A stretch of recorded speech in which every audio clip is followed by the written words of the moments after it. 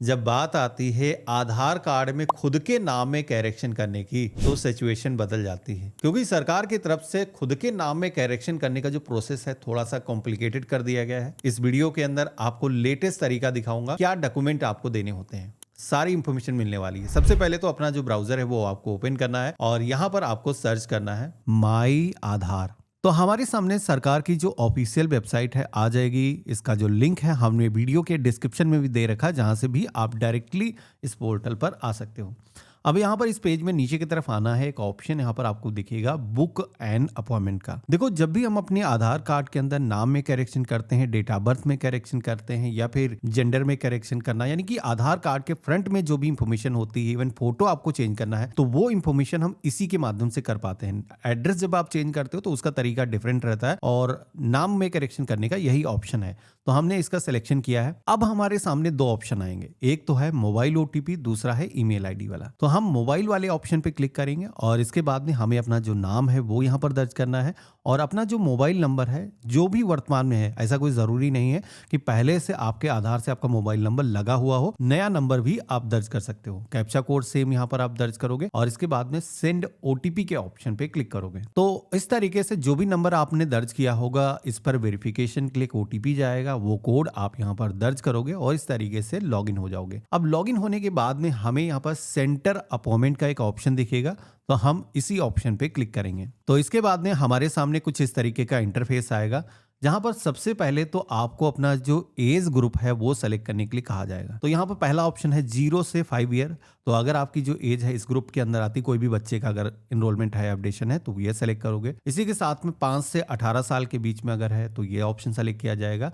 और जो भी लोग 18 साल से ऊपर के एज के हैं तो उन लोगों को तीसरा जो ऑप्शन मिलता है वो यहाँ पर सेलेक्ट करेंगे। तो हमने यहाँ पर 18 साल से ऊपर की एज सेलेक्ट करी है। अब इसके बाद में अगला ऑप्शन मिलेगा, जहां पर आप अपने आधार कार्ड के अंदर क्या करना चाहते हो सिलेक्शन करना है। देखो, यहाँ पर पहला ऑप्शन है इनरोलमेंट का, तो ये हम सेलेक्ट नहीं करेंगे, हमें अपने आधार कार्ड के अंदर करेक्शन करना है। तो इसके लिए सेकेंड वाला जो ऑप्शन मिलता है अपडेट डेमोग्राफिक बायोमेट्रिक डॉक्यूमेंट। अब डेमोग्राफिक क्या होता है, तो आपका नाम हो गया, डेट ऑफ बर्थ हो गया, एड्रेस हो गया या फिर जेंडर हो गया, मोबाइल नंबर, ईमेल आईडी, इस तरीके की चीजें डेमोग्राफिक कहलाती हैं। इसके अलावा अगर आप सभी को बायोमेट्रिक चेंज करना है तो बायोमेट्रिक में आप सभी की जैसे कि फिंगरप्रिंट हो गई, फोटो अगर चेंज कर रहे हो, आइरिस कर रहे हो, तो वो इसी के अंदर आता है। तो हमने यहाँ पर सेलेक्ट कर लिया है। इसके बाद में प्रोसीड फॉर सेंटर सिलेक्शन के ऑप्शन पे क्लिक करेंगे तो हमारे सामने कुछ इस तरीके का इंटरफेस आएगा, जहां पर हमें दो मेथड दिए गए हैं। एक तो है यहाँ पर एरिया का जो पिन कोड है वो हम दर्ज करके सर्च करेंगे तो हमारे आसपास में जो भी सेंटर्स होंगे उनकी लोकेशन यहाँ पर आ जाएगी।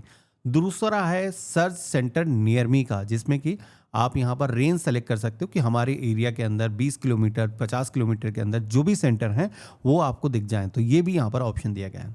तो यहाँ पर सबसे आसान तरीका है पिन कोड को इंटर करने का, तो हम यहाँ पर दर्ज करेंगे और इसके बाद में सर्च करेंगे। तो आप यहाँ पर देखोगे कि हमारे घर के आसपास में जो भी सेंटर्स हैं, जो कि कुछ पोस्ट ऑफिस के अंदर हैं और कुछ यूआईडीएआई की तरफ से खुद से चलाए जाते हैं जो सेंटर हैं, वो यहाँ पर दिखाए गए हैं। तो यहाँ पर आप जिस भी सेंटर पर जाना चाहते हो, आपको यहाँ पर उसके अंदर डेट अवेलेबिलिटी दिख जाती है कि यहाँ पर किस डेट के अंदर अपॉइंटमेंट अवेलेबल है। तो किसी भी एक सेंटर का नाम आप सेलेक्ट करोगे तो यहाँ पर हमें बुक के ऑप्शन पे क्लिक करना है और इसके बाद में एक कैलेंडर आएगा, जहाँ पर आपको डेट चूज करना है जिस भी डेट में आप अपना आधार कार्ड का करेक्शन कराना चाहते हो। और इसके बाद में टाइम स्लॉट भी चूज करने के लिए कहा जाएगा कि किस समय पर आप फ्री रहोगे, किस समय पर अपना आधार कार्ड में करेक्शन आप करा सकते हो। तो यहाँ पर टाइम भी चूज कर लेना है और इसके बाद में सेलेक्ट के ऑप्शन पे क्लिक करके आगे बढ़ना है, कन्फर्म एंड प्रोसीड के ऑप्शन पे क्लिक करना है। तो अब आप सभी के सामने नेक्स्ट जो पेज आएगा, जहां पर आप सभी को अपने आधार कार्ड के अंदर करेक्शन करने के लिए सबसे पहले तो यहाँ पर अपना जो नाम है वो दर्ज करने के लिए कहा जाएगा। तो यहाँ पर नाम में ही अगर करेक्शन है तो नया जो भी नाम आपका है वही नाम आपको यहाँ पर दर्ज करना है। इसके बाद में हमें अपना जो मोबाइल नंबर है दर्ज करना है, जो हम अपडेट कराना चाहते हैं अपने आधार से। अगर पहले से लिंक है तो वही आप यहाँ पर दर्ज कर सकते हो। इसके बाद में यहाँ पर आधार नंबर मांगा जाएगा, तो हमने यहाँ पर आधार नंबर दर्ज किया है और उसके बाद में नेक्स्ट के ऑप्शन पे क्लिक करेंगे। अब हमारे सामने सेलेक्ट करने का ऑप्शन आ जाएगा कि आप अपने आधार कार्ड के अंदर क्या करेक्शन करना चाहते हो। तो यहाँ पर आप देख पा रहे होगे जैसे कि नाम में करेक्शन है, डेट ऑफ बर्थ में करेक्शन है, जेंडर में करेक्शन है, मोबाइल नंबर, इवन फोटो आपको चेंज करना है, तो सारे ही ऑप्शन यहाँ पर दिए गए हैं। मेरे केस में आप देखोगे कि बायोमेट्रिक अपडेट ये जरूरी यहाँ पर मैंडेटरी लगा हुआ है, ये हम डी सेलेक्ट करेंगे तो नहीं कर पाएंगे। और ये करना कुछ आधार कार्ड के अंदर ज़रूरी हो जाता है, क्योंकि सरकार की तरफ से कहा जाता है कि समय समय पर अपने आधार को अपडेट भी रखना चाहिए। अब हमें नाम में करेक्शन करना है तो नाम सेलेक्ट करेंगे। अगर किसी को डेट ऑफ बर्थ में भी अगर किसी का करेक्शन है तो वो यहाँ पर सेलेक्ट करेगा। यहाँ पर जो भी सिलेक्शन आप करते हो, जैसे कि मोबाइल नंबर, ईमेल आईडी भी साथ ही के अंदर हम चेंज कर सकते हैं। तो यहाँ पर हम जो भी करेक्शन करना चाहते हैं सिलेक्शन करेंगे और इसके बाद में नेक्स्ट करेंगे। अब नेक्स्ट के ऑप्शन पे क्लिक करते ही हमारे सामने वो सारी इंफॉर्मेशन दर्ज करने का ऑप्शन आ जाएगा जो आप अपने आधार कार्ड पर सुधारना चाहते हो। तो जैसे कि हम नाम सुधारना चाहते हैं, नाम हम अपना यहाँ पर दर्ज करेंगे और जो भी नया नाम हम रख रहे हैं वो यहाँ पर फिल करेंगे और इसके बाद में प्रूफ ऑफ आइडेंटिटी के ऑप्शन पे क्लिक करेंगे।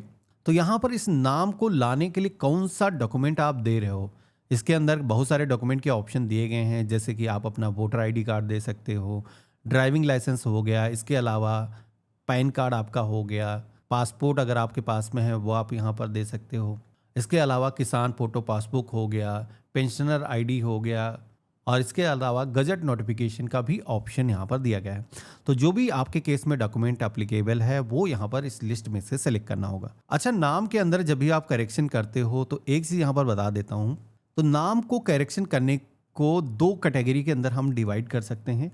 एक तो होता है कि माइनर नाम के अंदर कोई करेक्शन है, तो माइनर नाम के अंदर अगर करेक्शन है तो वो आपका जो भी डॉक्यूमेंट आप दे रहे हो इसके जरिए हो जाता है। लेकिन अगर आपके नाम के अंदर मेजर कोई करेक्शन है, जैसे कि मान लो पूरा का पूरा नाम अगर आप बदल रहे हो, तो उस केस में अभी नए रूल के अकॉर्डिंग गजट नोटिफिकेशन जरूरी हो चुका है। एग्जाम्पल से समझते हैं, जैसे कि आपका जो नाम है उसके अंदर कोई डबल ए लग गया है और उसमें सिंगल ए होना चाहिए, या फिर आई की जगह ई लग गया है या डबल ई हो गया है, उसको सिंगल करना है।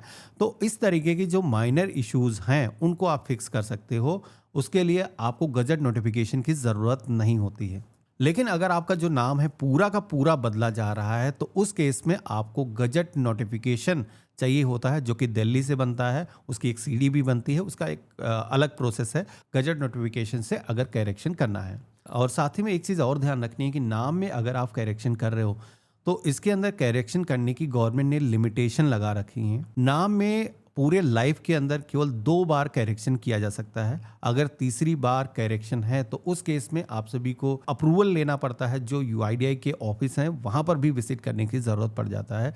यानी कि लिमिट क्रॉस की जो प्रॉब्लम है उससे भी आपको गुजरना पड़ता है। तो ये चीज ध्यान रखना है, क्योंकि डॉक्यूमेंट को लेकर के लोगों के मन में बड़ा कंफ्यूजन रहता है। तो अब हम यहाँ पर जो भी इंफॉर्मेशन चाह रहे थे हम सेलेक्ट करेंगे और इसके बाद में समरी पेज आ जाएगा, जहां पर जो भी इंफॉर्मेशन आपने फिल करी है एक बार इसका मिलान कर लेना है। यहाँ पर अपडेशन करने के लिए वैसे तो 75 रुपीज़ की फीस होती है, लेकिन मेरे केस में 125 रुपीज़ की फीस मुझे पे करनी है, क्योंकि मेरा जो बायोमेट्रिक है वो भी अपडेट होगा, यानी कि फोटोग्राफ चेंज होगी और फिंगरप्रिंट भी अपडेट की जाएंगी। तो यहाँ पर हम क्लोज के ऑप्शन पे क्लिक करेंगे।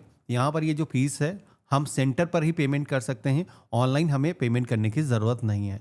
हम यहाँ पर कंफर्म के ऑप्शन पे क्लिक करेंगे और इसके बाद में आप देखोगे कि हमारा जो अपॉइंटमेंट है वो यहाँ पर सफलतापूर्वक बुक हो चुका है।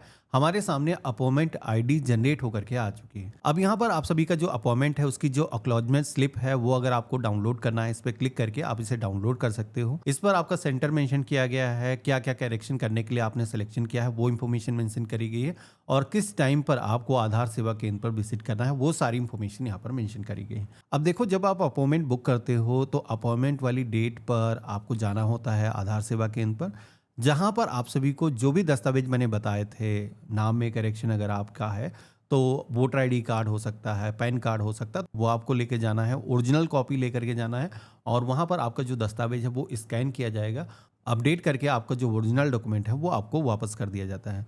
और इसी के साथ में जो भी नाम आप चाहते हो वो आपके आधार कार्ड पर करेक्शन हो जाता है। लेकिन अगर आपका जो है फॉर्म रिजेक्ट हो जाता है, जैसे कि मेजर कोई नाम अपडेशन आप कर रहे हो, तो उस केस में जैसे कि मैंने बताया है कि गजट नोटिफिकेशन बहुत सारे लोगों के केस में अब ज़रूरत पड़ जाती है। तो अगर आप उसके बारे में जानना चाहते हो डिटेल में तो मुझे कमेंट में लिख करके बताना, तो मैं इसका वीडियो अलग से बना दूंगा कि अगर आपको ज़रूरत है तो कैसे आप उसे बना सकते हो। तो देखा आपने, ये रहा कंप्लीट प्रोसेस। इस तरीके से आप अपने आधार कार्ड के अंदर अगर आपको नाम में करेक्शन करना है तो आप कर सकते हो। आशा करता हूँ वीडियो काफ़ी पसंद आया होगा। अगर आपको वीडियो से कुछ भी नया सीखने को मिला है तो वीडियो को लाइक करके ज़रूर जाना। चैनल पे नए हो सब्सक्राइब कर लेना। बाकी आपके मन में कोई भी सवाल है तो मुझे कमेंट में लिख करके बता सकते हो। हम मिलते हैं ऐसे ही एक नए यूजफुल वीडियो के अंदर। तब तक के लिए गुड बाय, जय हिंद।